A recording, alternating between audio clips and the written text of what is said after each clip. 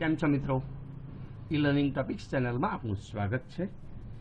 આ વિડીયોમાં આપણે ઇંગ્લિશ ગ્રામરમાં પાસ્ટ ટેન્સ પાર્ટ 2 માં કન્ટિન્યુઅસ પાસ્ટ ટેન્સ વિશે શીખીશું।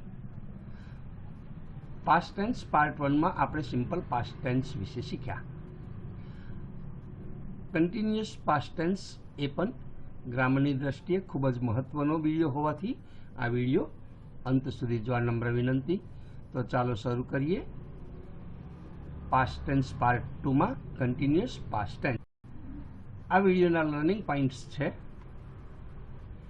Use of continuous past tense, sentence structure જેમાં એફર્મેટિવ સેન્ટેન્સ, નેગેટિવ સેન્ટેન્સ અને ક્વેશ્ચન સેન્ટેન્સ વિશે શીખીશું।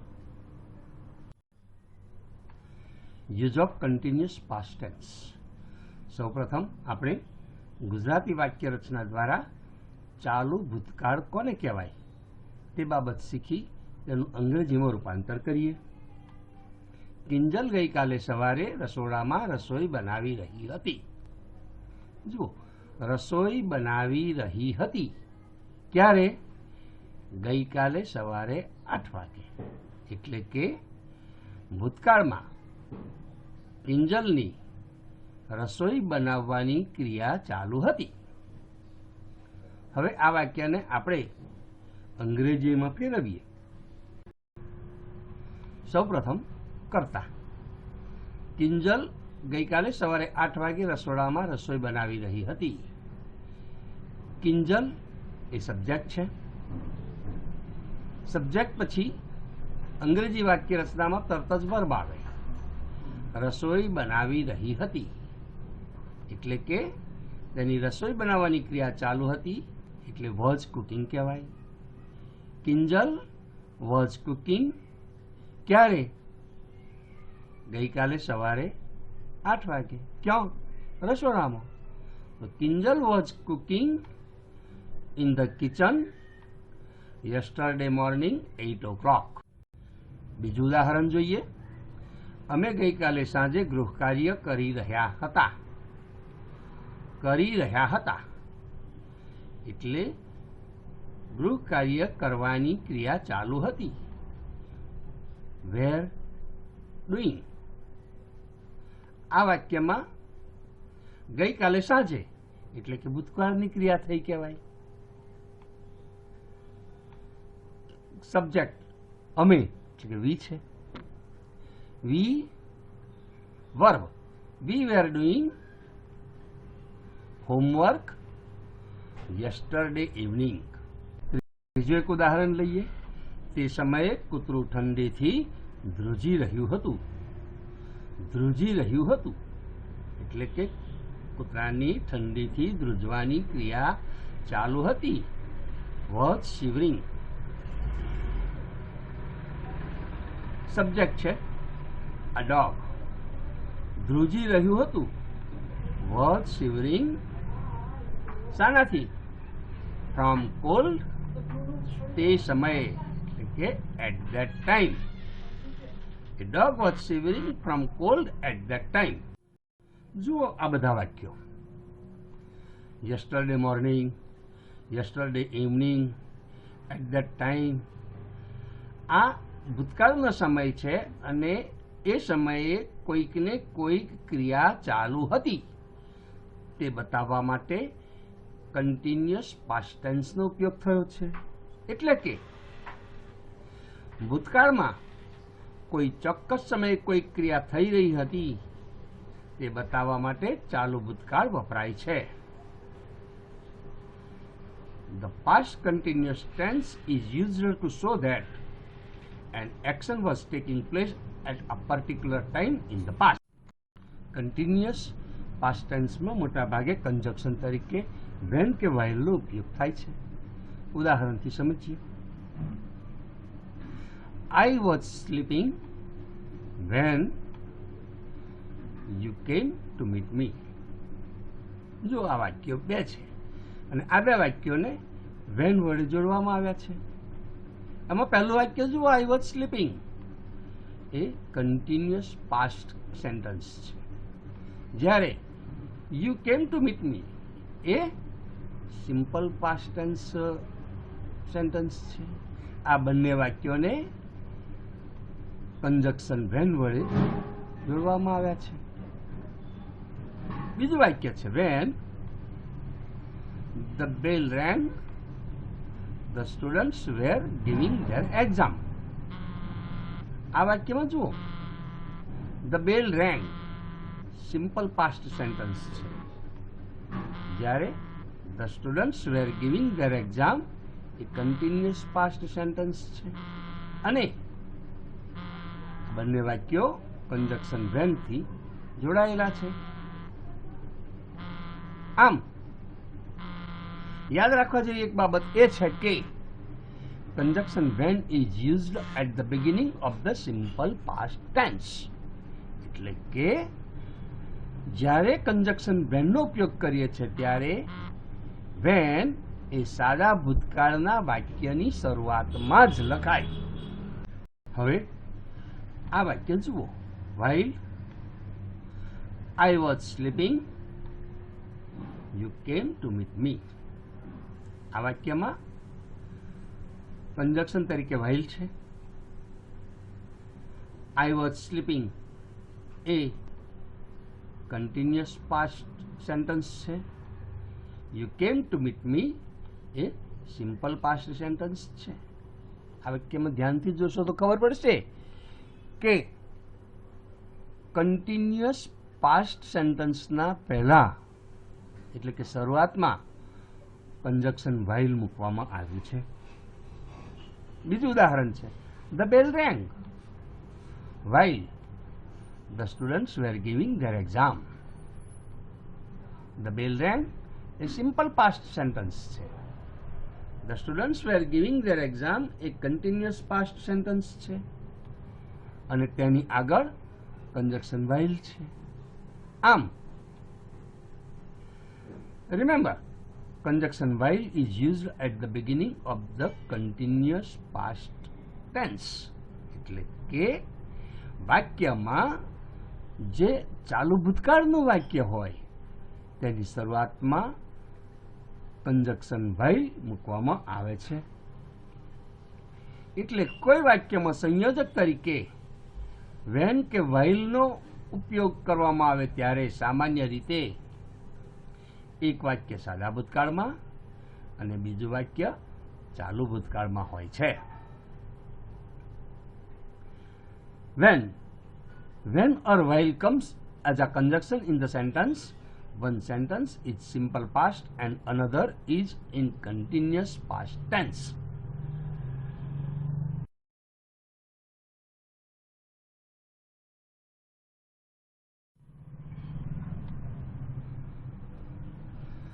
I was going to my office when you phoned me. આ વાક્યમાં પહેલો ભાગ છે I was going to my office. This action was continuous. This is the second part. At the same time, this action happened. એટલે કે મારે જ્યારે ઓફિસે જવાની ક્રિયા ચાલુ હતી ત્યારે તમે મને ફોન કર્યો એ ક્રિયા બની. એટલે આ ભાગ છે સિમ્પલ પાસ્ટ ટેન્સ, જ્યારે આ ભાગ છે કન્ટિન્યુઅસ પાસ્ટ ટેન્સ. બંને અલગ અલગ છે. એક કન્ટિન્યુઅસ પાસ્ટ ટેન્સ છે અને એક ભાગ સિમ્પલ પાસ્ટ ટેન્સ છે. But suppose both actions were happening at the same time. એટલે કે પણ જો બંને ક્રિયા એક સાથે બનતી હોત તો, દાખલા તરીકે I was going to my office. Was going આ ક્રિયા કન્ટિન્યુઅસ છે. You were phoning me. Were phoning એટલે કે ફોન કરવાની ક્રિયા પણ તે વખતે ચાલુ હતી. મારી ઓફિસે જવાની ક્રિયા પણ ચાલુ હતી અને તમારી ફોન કરવાની ક્રિયા પણ ચાલુ હતી. એટલે I was going to my office while you were phoning me. આમ જ્યારે બંને ક્રિયાઓ એક સાથે થઈ રહી હોય ત્યારે કંજક્શન તરીકે while નો ઉપયોગ થાય છે. While she was dancing on the stage, I was filming her. જ્યારે તેણીની સ્ટેજ પર નૃત્ય કરી રહી હતી ત્યારે હું તેની ફિલ્મ બનાવી રહ્યો હતો. હવે આપણે કન્ટિન્યુઅસ પાસ્ટ ટેન્સમાં સેન્ટેન્સ સ્ટ્રક્ચર કેવી રીતે બને છે તે ઉદાહરણો દ્વારા સમજીએ. સૌપ્રથમ એફર્મેટિવ સેન્ટેન્સની વાક્ય રચના સમજીએ. I was going to my office. We were flying kites. આ બંને વાક્ય જુઓ, કન્ટિન્યુઅસ પાસ્ટ ટેન્સના છે. સૌપ્રથમ આઈ, વી એ સબ્જેક્ટ છે. ત્યાર પછીથી વોઝ, વેર એટલે કે સબ્જેક્ટ પ્રમાણે ટુ બીનું ભૂતકાળનું રૂપ આવે. I was, we were, you were, he, she, it, was અથવા ત્રીજા પુરુષ એક વચનમાં કોઈ પણ પ્રકારનું નામ હોય ત્યારે વોઝ આવે અને તે વેર આવે. એટલે વોઝ ઓર વેર, ત્યાર પછીથી ગોઈંગ, ફ્લાઇંગ એટલે કે વર્બને આઈએનજી પ્રત્યે લાગે અને છેલ્લે ઓબ્જેક્ટ ઓર અધર વર્ડ્સ આવે છે. હવે નેગેટિવ સેન્ટેન્સ સ્ટ્રક્ચર સમજીએ. જુઓ, આઈ વોઝ, આઈ સબ્જેક્ટ છે અને વોઝ એ હેલ્પિંગ વર્બ છે. આઈ વોઝ પછી તરત જ નોટ, આઈ વોઝ નોટ, ત્યાર પછી ગોઈંગ એટલે કે વર્બ પ્લસ આઈએનજી પ્રત્યય two my office. I was not going to my office. We were એ બેઠું લખી જશે. We were not flying kites. જો I was, we were A subject plus helping verb was કે were છે. ત્યાર પછી તરત જ નોટ મૂકી દેવાય છે. ત્યાર પછી ગોઈંગ, ફ્લાઇંગ એટલે કે આઈએનજી પ્રત્યયવાળું વર્બ અને ત્યાર પછીથી ઓબ્જેક્ટ ઓર અધર વર્ડ્સ આવે છે. હવે આપણે ઇન્ટ્રોગેટિવ સેન્ટેન્સ સ્ટ્રક્ચર જોઈએ. જો વોઝ એ વર્બ છે, એને વાક્યની શરૂઆતમાં લખી દઈએ અને બાકીનું બેઠું વાક્ય મૂકી દઈએ એટલે આપણી સાદી ઇન્ટ્રોગેટિવ સેન્ટેન્સ સ્ટ્રક્ચર થઈ જાય. Was I going to my office? Was I going to my office? હવે આ જ વાક્ય જો નકારાત્મક હોય તો વોઝને એ જ પ્રમાણે લખીને બાકીનું બેઠું લખી દઈએ. I not going to my office? Was I not going to my office? એટલે કે શું હું મારી ઓફિસે જઈ રહ્યો ન હતો? આવી પ્રશ્ન વાક્ય રચનામાં જવાબ હા કે નામાં જ આવે. Was I going to my office? Yes or no? Yes I was, or no I was not. Was I not going to my office? Yes or no? Yes I was not. બીજું વાક્ય છે વી વેર flying kites. વેરને મૂકી દઈએ આગળ. વેર વી flying kites? Question mark. જો વાક્ય નકારાત્મક હોય તો વેરને આગળ મૂકી બેઠું લખી દઈએ. વેર વી નોટ ફ્લાઇંગ કાઇટ્સ? આમ વોઝ ઓર વેર, ત્યાર પછીથી સબ્જેક્ટ, ત્યાર પછીથી નોટ હોય તો નોટ, નોટ ના હોય એફર્મેટિવ સેન્ટેન્સ હોય તો મૂકવાની કોઈ જરૂર નથી. ત્યાર પછી આઈએનજી પ્રત્યયવાળું વર્બ અને છેલ્લે ઓબ્જેક્ટ ઓર અધર વર્ડ્સ આવે છે. હવે આપણે WH થી પ્રશ્ન પૂછતા હોય ત્યારે વાક્ય રચના કેવી બને છે તે સમજીએ. She was running this morning when she saw the accident. તેણીની સવારે દોડી રહી હતી ત્યારે તેને અકસ્માત જોયો. તેણીની અકસ્માત ક્યારે જોયો? આ રીતે આપણે પ્રશ્ન પૂછવો છે. એટલે ધીસ મોર્નિંગ એટલે time, evening, night, yesterday, at that day, at that time, આવા શબ્દ પ્રયોગો થયા હોય ત્યારે આપણે વેન દ્વારા પ્રશ્ન પૂછીએ છીએ. એટલે વેન પછીથી હેલ્પિંગ વર્બ આવશે વોઝ અથવા were. When was subject, she I N G પ્રત્યયવાળું verb, running. When was she running? When she saw the accident. તે ક્યારે દોડી રહી હતી? જ્યારે તેને અકસ્માત જોયો. બીજું ઉદાહરણ લઈએ. while he was planting roses in his garden, his friend met him. જો in his garden એટલે પ્લેસ, એની પ્લેસ, કોઈ પણ પ્રકારનું સ્થળ હોય, શહેર હોય, ખેતર હોય, બાગ હોય, બગીચો હોય, બાગોળ હોય, ઘર હોય, રસોડાનો કોઈ ભાગ હોય, રસોડું હોય, કોઈ પણ જગ્યાનું સ્થળ બતાવવા માટે આપણે વેરથી પ્રશ્ન પૂછીએ છીએ. વેર પછી ઉપરના જેવી જ વાક્ય રચના બનશે. Was she running?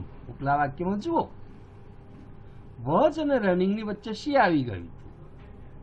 એવી જ રીતે અહીંયા આગળ આ જે વોઝ છે અને રનિંગ છે એની વચ્ચે જે કરતા આવી ગયો તે મૂકી દીધો. એટલે વોઝ પ્લાન્ટિંગ, એ બેની વચ્ચે સબ્જેક્ટ તરીકે હી છે તે મૂકી દઈએ. વેર વોઝ હી પ્લાન્ટિંગ રોઝીસ? હવે જુઓ, કન્જક્શન તરીકે વાઇલનો ઉપયોગ થયો છે. જ્યારે આપણું આ વાક્ય હિઝ ફ્રેન્ડ મેટ હિમ એ સિમ્પલ પાસ્ટ ટેન્સમાં છે. આપણને ખબર છે કે સિમ્પલ પાસ્ટ ટેન્સની શરૂઆતમાં કન્જક્શન તરીકે વેન જ આવે. એટલે આપણે વાઇલને બદલે વેન લખી દેવું પડશે. When his friend met him. Where was he planting roses when his friend met him? બીજું વાક્ય જોઈએ. My father was going to the market to buy fruits this morning at 10 o'clock. મારા પિતાજી આજે સવારે 10 વાગે બજારમાં ફળો ખરીદવા જઈ રહ્યા હતા. પિતાજીની બજારમાં જવા માટેની ક્રિયાનો હેતુ ટુ બાય ફ્રૂટ્સ, ફળો ખરીદવા માટે, એટલે આ એક રીઝન કહેવાય. જ્યારે રીઝન હોય ત્યારે આપણે વાક્યમાં વાયથી પ્રશ્ન પૂછીએ છીએ. Why helping verb was. Why was subject છે my father. Why was my father I N G પ્રત્યયવાળું verb going. Why was my father going to the market. હવે ટુ બાય ફ્રૂટ્સને બદલે આપણે વાય શબ્દ પ્રયોગ કર્યો છે એટલે એને છોડી દઈએ, બાકી રહેલું લખી દઈએ. This morning at 10 o'clock. Why was my father going to the market this morning at 10 o'clock? આમ જ્યારે WH થી આપણે પ્રશ્ન પૂછીએ છીએ ત્યારે સૌ પ્રથમ WH વર્ડ એટલે કે વેન, વોટ, વાય, વેર એ શબ્દ પ્રયોગ થાય. ત્યાર પછી તરત જ વોઝ કે વેર આવે. તેના પછી સબ્જેક્ટ, સબ્જેક્ટ પછી આઈએનજી પ્રત્યયવાળું વર્બ અને છેલ્લે ઓબ્જેક્ટ ઓર અધર વર્ડ્સ આવે છે. Our teacher was guiding how to play cricket while we were playing. Subject તરીકે our teacher છે. એને આપણે સબ્જેક્ટ શોધવા માટે who થી પ્રશ્ન પૂછીએ છે એટલે who લખી દઈએ. ત્યાર પછી આ વાક્યમાં કોઈ ફેરફાર કરવાનો નથી. who was guiding how to play cricket while we were playing question mark. આ who થી પ્રશ્ન પૂછાય એવી વાક્ય રચના બની ગઈ. એટલે who, ત્યાર પછી was, ત્યાર પછી આઈએનજી પ્રત્યયવાળું વર્બ, ત્યાર પછી ઓબ્જેક્ટ ઓર અધર વર્ડ્સ. એક વસ્તુ યાદ રાખવાની છે કે જ્યારે આપણે who થી પ્રશ્ન પૂછીએ છીએ ત્યારે હેલ્પિંગ વર્બ તરીકે માત્ર ને માત્ર was જ આવે. આ વિડીયોમાં આપણે કન્ટિન્યુઅસ પાસ્ટ ટેન્સ એટલે શું, તેનો ઉપયોગ ક્યાં ક્યાં થાય છે તથા એફર્મેટિવ, નેગેટિવ અને ઇન્ટરોગેટિવ સેન્ટેન્સ સ્ટ્રક્ચર કેવા હોય છે તે ઉદાહરણો દ્વારા શીખ્યા. આ વિડીયોમાં આપેલી માહિતી મને વિશ્વાસ છે આપણને ખૂબ જ ઉપયોગી થઈ પડશે. જો આપણને પસંદ પડ્યું હોય તો લાઈક કરશો, મિત્રો સાથે શેર કરશો. હજી સુધી ચેનલ સબસ્ક્રાઈબ ન કરી હોય તો કરી લેવા નમ્ર વિનંતી.